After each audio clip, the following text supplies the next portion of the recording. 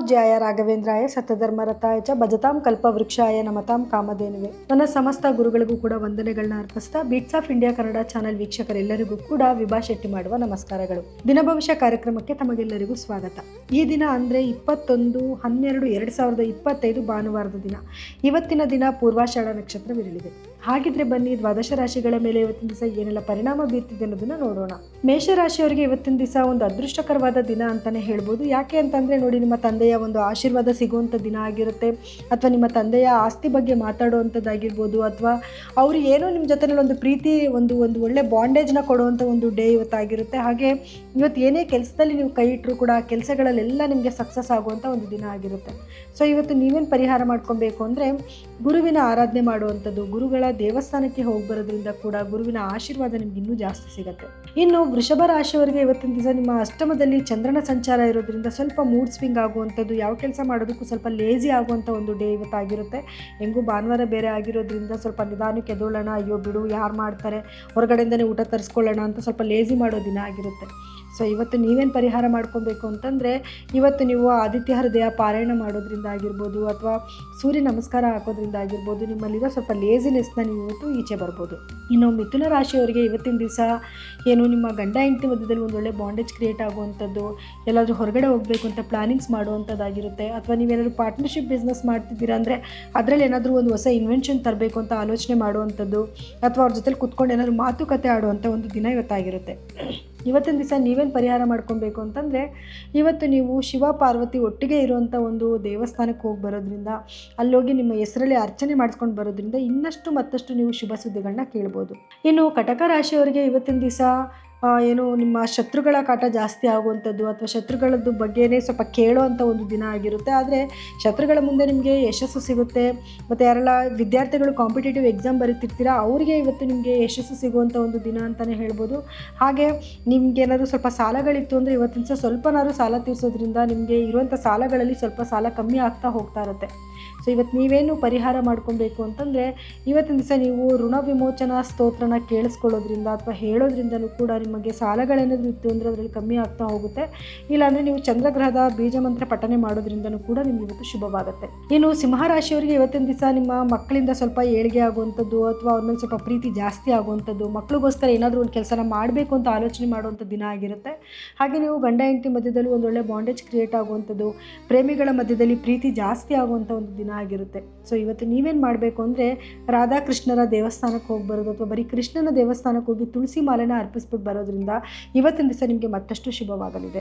ಇನ್ನು ಕನ್ಯಾ ರಾಶಿಯವರಿಗೆ ಇವತ್ತಿನ ದಿವಸ ಒಂದು ಏನು ಭೂಮಿಗೆ ಸಂಬಂಧಪಟ್ಟಿರುವಂಥ ಕೆಲವು ನಿರ್ಧಾರಗಳನ್ನ ತಗೊಳ್ಳುವಂಥ ದಿನ ಆಗಿರುತ್ತೆ.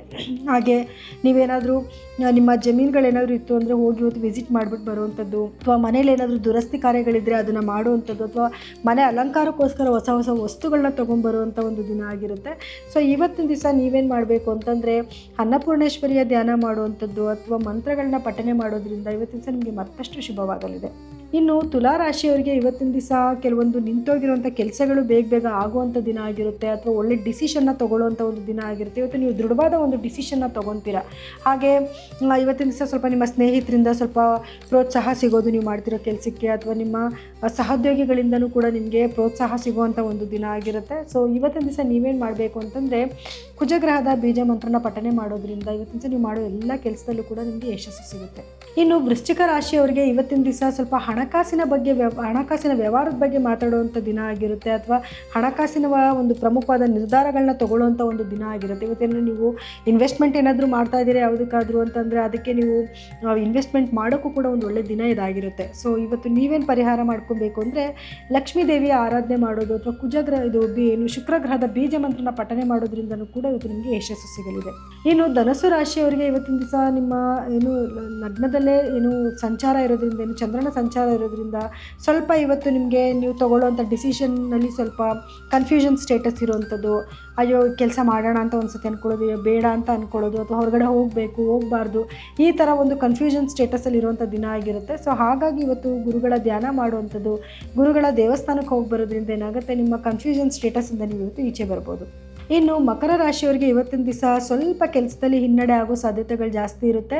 ಸೊ ಏನಾದರೂ ಅನಿರೀಕ್ಷಿತವಾದ ಕೆಲವೊಂದು ಖರ್ಚುಗಳು ಬರುವಂಥ ಸಾಧ್ಯತೆಗಳು ಇರುತ್ತೆ. ಸೊ ಹಾಗಾಗಿ ಇವತ್ತಿನ ದಿವಸ ನೀವೇನು ಪರಿಹಾರ ಮಾಡ್ಕೊಬೇಕು ಅಂತಂದರೆ, ಸ್ವಲ್ಪ ಕಪ್ಪು ಎಳ್ಳನ್ನು ನಿಮ್ಮ ತಲೆ ಸುತ್ತ ನೀವಿಳಿಸಿ ಹೊರಗಡೆ ಹಾಕ್ಬಿಟ್ಟು ಹೋಗೋದ್ರಿಂದ ಇವತ್ತು ಆಗುವಂಥ ಕೆಲವು ನೆಗೆಟಿವಿಟಿನ ನೀವು ತಪ್ಪಿಸ್ಕೊಬಹುದು. ಇನ್ನು ಕುಂಭರಾಶಿಯವರಿಗೆ ಇವತ್ತಿನ ದಿವಸ ಒಂದು ಅದೃಷ್ಟಕರವಾದ ದಿನ ಅಂತಲೇ ಹೇಳ್ಬೋದು.